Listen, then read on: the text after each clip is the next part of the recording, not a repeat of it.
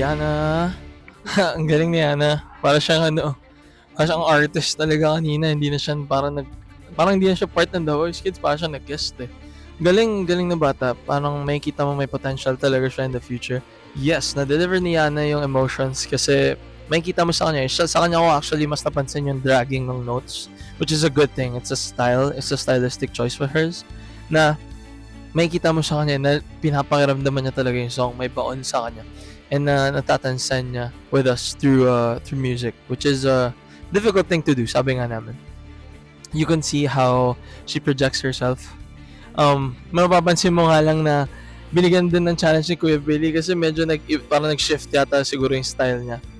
And makikita mo sa kanya na parang may gusto pa siyang ibirit. Nakakatawa nga sabi namin.